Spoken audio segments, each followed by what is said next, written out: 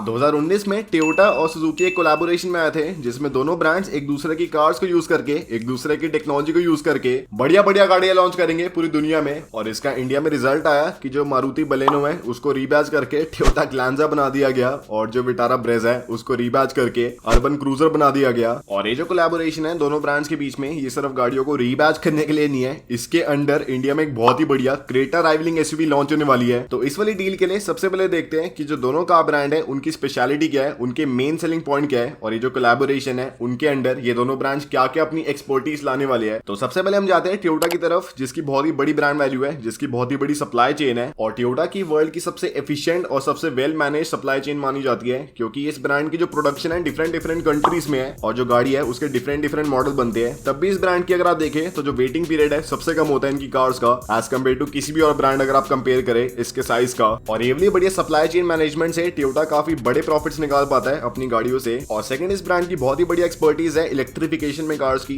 जिसमें अगर आप देखें तो जो इस ब्रांड की यारिस है वर्ल्ड की बेस्ट सेलिंग हाइब्रिड कार है। और वही अगर आप देखें इस ब्रांड की जो दूसरी कार्स जो कि अमेरिका में बिक रही है या फिर यूरोप में बिक रही है, ऑलमोस्ट हर एक गाड़ी में आपको हाइब्रिड टेक्नोलॉजी मिलती है जो कि बहुत ही रिलायबल है, जिससे ना सिर्फ हर एक कंट्री के जो एमिशन नॉर्म्स है वो कंप्लाई होती है, साथ ही में जो गाड़ियों की एफिशिएंसी है वो भी बहुत ही बढ़िया होती है। और जो हाइब्रिड कार्स है उनमें काफी बड़ी प्रॉब्लम रहती है कि जो हाइब्रिड कार्स है थोड़ी कम रिलायबल होती है as compare to normal IC engine वाली गाड़ियां, क्योंकि इसमें एडिशनल टेक्नोलॉजी होती है, एडिशनल बैटरीज होती है और एडिशनल मोटर होती है, जिससे जो गाड़ी की रिलायबिलिटी है थोड़ी कम रहती है। लेकिन वही अगर आप देखें तो जो टोयोटा की हाइब्रिड कार्स है कुछ ज्यादा रिलायबल है, कुछ ज्यादा एफिशिएंट है, साथ ही में जो उनका प्राइस है वो भी ऐसे बहुत ज्यादा नहीं है। तो इसलिए इस ब्रांड की जो एक्सपर्टीज है हाइब्रिड टेक्नोलॉजी में बहुत ही ज्यादा बढ़िया है, जिसमें ना सिर्फ जो कार्स है वो एफिशिएंट है, साथ ही में जो कार्स है वो रिलायबल भी है। तो इसलिए टेंशन नहीं है ओनर्स को इनकी हाइब्रिड कार्स लेने में। और वही अगर आप देखें तो जो सुजुकी है उसकी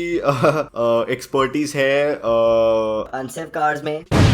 नहीं भाई, मजाक था भाई, मजाक था। और मजाक से पहले आप सब्सक्राइब कर लेना, क्योंकि 2022 वाली स्कॉर्पियो लॉन्च होने वाली है और महिंद्रा ने हमें टारगेट दिया है कि अगर उसके लॉन्च से पहले हमारे 1 मिलियन सब्सक्राइबर होते हैं तो हमें शायद फिर वो जो नई वाली स्कॉर्पियो है उसके लॉन्च में बुला ले। तो प्लीज सब्सक्राइब कर लो और जो हमारा टारगेट है जो कि महिंद्रा ने दिया है उसे कंप्लीट करा दो भाई, हमारी शान की बात है, प्लीज कर दो यार सब्सक्राइब। और वही अगर आप देखें तो जो सुजुकी है उसकी एक्सपर्टीज है लो बजट वाली कार्स में या फिर कॉम्पैक्ट कार्स में, जिसमें ब्रांड काफी कम प्राइस में काफी बढ़िया गाड़ियां बना पाता है, जो कि जो कस्टमर है उनकी नीड्स को भी फुलफिल करती है। उनमें आपको डिसेंट टेक्नोलॉजी मिलती है, आपको बढ़िया फ्यूल एफिशिएंसी मिलती है। और भले भाई हम जितनी मर्जी बेइज्जती करते रहे सुजुकी की कार्स की, कि इनमें आपको सेफ्टी कम मिलती है, इनमें फीचर्स कम है, काफी हल्की कार्स है, पर तब भी मैंने देखा जो कस्टमर है थोड़े बहुत सेटिस्फाइड रहते हैं इनकी कार से, क्योंकि जो इनकी कॉस्ट ऑफ मेंटेनेंस है काफी कम है, जो गाड़ी है उनमें आपको डिसेंट फीचर्स मिलते हैं। और ये जो मैंने आपको दोनों ब्रांड्स की एक्सपर्टीज बताई, जिसमें एक ब्रांड की जो एक्सपर्टीज है दूसरे ब्रांड वही पे मात खाता है, जिसमें टोयोटा जो है वो गाड़ियां बढ़िया बनाते हैं, उनके पास काफी तगड़ी इलेक्ट्रिफिकेशन टेक्नोलॉजी है और जो ब्रांड वैल्यू है वो भी बहुत ही मस्त है। पर लेकिन अगर आप इस ब्रांड की सस्ती गाड़ियां देखें, फॉर एग्जांपल 10 लाख से नीचे वाले प्राइस पॉइंट वाली, वो बहुत ही बेकार होती है इस ब्रांड की और बिल्कुल बढ़िया परफॉर्म नहीं करती। और उसमें अगर आप इंडिया में देख लो, इस ब्रांड ने एटियोस लॉन्च करी थी, अपनी एटियोस लीवा लॉन्च करी थी, और अभी कुछ महीने पहले इस ब्रांड ने अपनी यारिस लॉन्च की थी। तो ये जो सारी कार्स है वो अच्छी है, आपको डिसेंट मिलती है, पर ये जो अपना कंपटीशन है उसमें बढ़िया परफॉर्म कर ही नहीं पाती, कोई पूछता नहीं है इन्हें। और इसलिए टोयोटा इस वाले सेगमेंट में बहुत ही मात खाता है और इसमें जो एक्सपर्टीज है हमारी सुजुकी की है। और वही अगर आप देखें तो जो सुजुकी है उसकी गाड़ियां ठीक है अपने वाले प्राइस पॉइंट में, लेकिन जैसे सुजुकी की कार्स एक पर्टिकुलर प्राइस पॉइंट के ऊपर जाती है, जो सेल्स है बहुत ही ज्यादा कम होती है, जो कस्टमर है इनकी गाड़ियों को प्रेफर नहीं करते थोड़े हायर वाले प्राइस पॉइंट में। और इसका आप एग्जांपल देख लो कि जैसे सुजुकी की इंडिया में किजाशी लॉन्च हुई थी, बहुत ही बढ़िया सेडान थी, लेकिन इंडिया में बिल्कुल बढ़िया परफॉर्म नहीं कर पाई, क्योंकि 17-18 लाख के आसपास की थी उसकी प्राइस। साथ ही में एक विटारा इस ब्रांड की एसयूवी लॉन्च हुई थी, बहुत ही बढ़िया एसयूवी थी, लेकिन इंडिया में परफॉर्म नहीं बढ़िया कर पाई क्योंकि प्राइस थोड़ा महंगा था।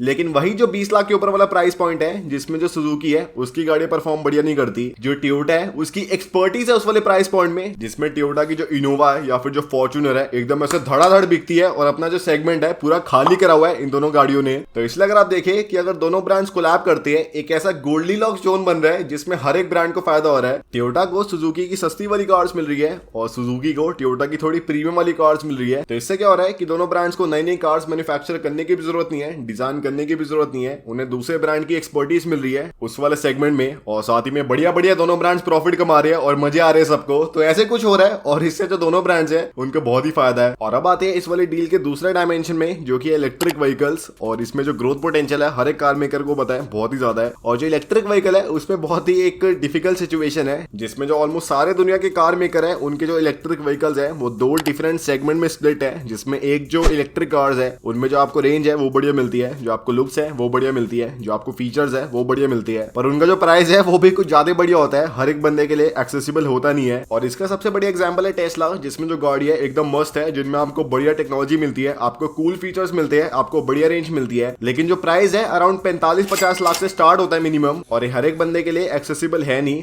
और टेस्ला को हम याद करें लेकिन एलन मस्क को हम याद नहीं करें, जिन्होंने सारा ईवी रेवोल्यूशन स्टार्ट किया था। और अगर आपको एलन मस्क या स्टीव जॉब्स या फिर सुंदर पिचाई जैसे इनोवेटर्स की बायोग्राफी को सुनना है, उनके सक्सेस सीक्रेट्स को सुनना है हिंदी में अपनी खुद की भाषा में, तो इसके लिए बेस्ट प्लेटफॉर्म है कुकू एफएम, जिसमें आपको 1000+ आवर ऑफ कंटेंट मिलता है। साथ ही में आपको बहुत ही सारी non fictional educational audio books मिलती है जो कि आपकी लाइफ में ऐड कर सकती है, आपकी वेल्थ में, आपकी हेल्थ में, आपकी सक्सेस में। और क्योंकि होली आने वाली है, कब है होली, इसलिए कुकू एफएम होली सेलिब्रेट कर रहा है 12 से लेके 20 मार्च के बीच में, जिसमें आपको इनकी सब्सक्रिप्शन में 50% ऑफ मिलने वाला है। अगर आप 20 मार्च के बाद सब्सक्रिप्शन लेते हैं आपको 399 की मिलने वाली है, अगर आप उससे पहले लेते हैं तो आपको 50% ऑफ मिलने वाला है। और इसके लिए कोड यूज करना होली50, HOLI होली50। तो भाई पूरे 1 साल की सब्सक्रिप्शन है आपकी नॉलेज को एनहांस करने के लिए, और 200 रुपए से भी कम बन रही है। तो इसलिए आप भी सुनिए ऑडियो बुक एलन मस्क के सक्सेस सीक्रेट्स, जिसका डिस्क्रिप्शन में लिंक है, और अपनी लाइफ में एक नया वर्टिकल ऐड कर लो नॉलेज का, जो कि आपकी जिंदगी भर काम आएगा। और वही अगर आप देखें तो जो ईवीज है उनका जो दूसरा सेगमेंट है वो है सस्ती वाली चोमू ईवीज का, जिनमें आपको ना तो बढ़िया रेंज मिलती है, आपको ना तो बढ़िया लुक्स मिलती है, आपको ना तो बढ़िया फीचर्स मिलते हैं, और एकदम ऐसा लगता है जबरदस्ती की ईवी है जो कि सस्ते प्राइस पॉइंट में आती है, फॉर एग्जांपल रेवा की। तो इसलिए अगर आप देखें एक हमें गोल्डी लॉक्स जोन चाहिए, जिसमें जो गाड़ी का प्राइस है वो भी सस्ता हो, साथ ही में जो उसके फीचर है वो भी बढ़िया हो, और साथ ही में जो उसकी रेंज है वो भी बढ़िया हो। और ये सिर्फ तभी अचीव हो सकती है जब हम ऐसी एक्सपर्टीज लाए जिसमें जो गाड़ी की कॉस्ट है हम उसे कम कर पाए, साथ ही में हम ऐसी एक्सपर्टीज लाए जिसमें जो इलेक्ट्रिफिकेशन वाली टेक्नोलॉजी है वो काफी कूल हो। और ये तभी बन सकती है जब टोयोटा और सुजुकी दोनों कोलैब करेंगे, जिसमें टोयोटा सप्लाई करेगा अपनी बढ़िया वाली इलेक्ट्रिफिकेशन वाली टेक्नोलॉजी, जिसमें आपको बढ़िया रेंज मिलेगी, आपको सही पार मिलेगी, आपको बढ़िया रिलायबिलिटी मिलेगी। और इसी के बीच में सुजुकी सप्लाई करेगी अपनी एक्सपर्टीज सस्ते प्राइस पॉइंट में बढ़िया गाड़ी बनाने की, जिसमें जो गाड़ी की कॉस्टिंग है उसे कम रख के जो गाड़ी है उसे लॉन्च कर पाएंगे, और जो मासेस है उसे टारगेट कर पाएंगे। तो देख रहे हो जो मास्टर प्लान है कितना ज्यादा बढ़िया है और कितना ज्यादा फायदा हो रहा है कस्टमर्स का भी, और दोनों हमारे जो जापानी भाई है उनका भी। और जो थर्ड डायमेंशन है जिसकी वजह से ये जो कोलैबोरेशन है वो है इंडिया,